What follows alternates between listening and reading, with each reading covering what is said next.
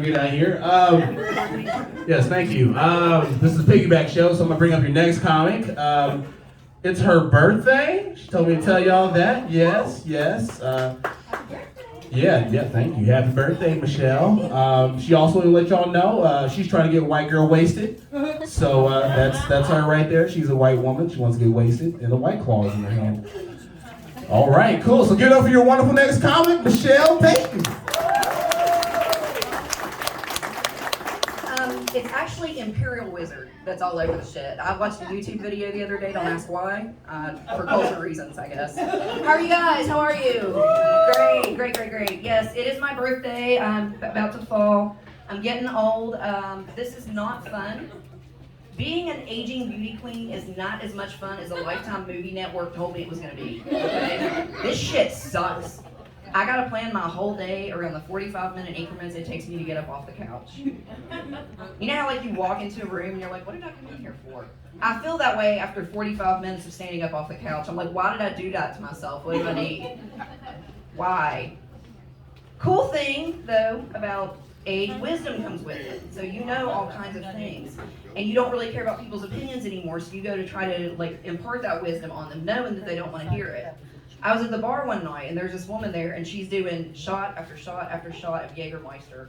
And I was like, listen, sweetheart, you gotta slow down. If you don't, you're gonna wake up next to that ugly dude that's buying you the shots. She was like, shut the fuck up. I was like, I will, but you're gonna regret it. Went to the doctor. It sucks to go to the doctor as a woman no matter what.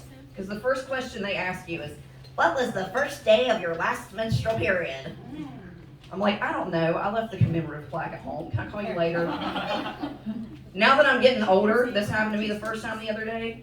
She was like, are you starting to experience menopause symptoms yet? And I was like, yeah. As a matter of fact, they start out with a hot flash and end in me wanting to punch a bitch in the face for asking me that shit. And it's starting to get a little toasty in here, if you know what I mean. She was like, okay, do you suffer from vaginal dryness? I was like, excuse me?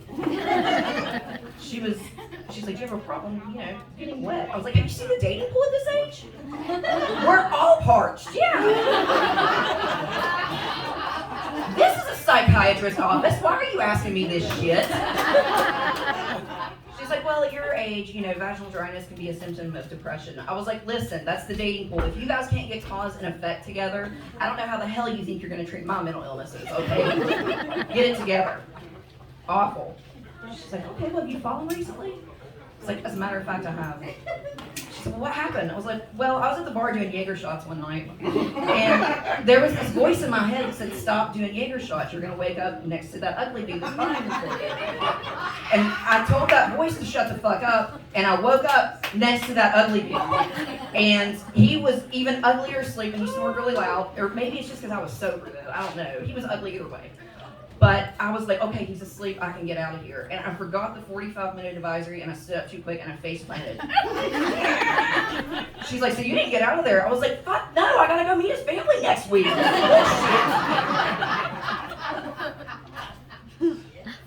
Speaking of medical bullshit, had my first hemorrhoid surgery last month. Thank you. Don't clap for that. It is. Okay, don't clap for it, fine. I'll get here proud of myself for no reason. Fuck y'all.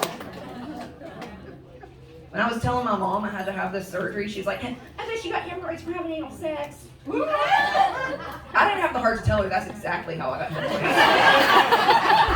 My sister's back here laughing her ass off because she was there for that conversation. And I know that she knows that I know that she saw that look of like just plain terror and embarrassment and horror at my mother trying to talk to me about anything sexual. It was awful. The surgery, what? How am I doing? I'm about to have a hot flash.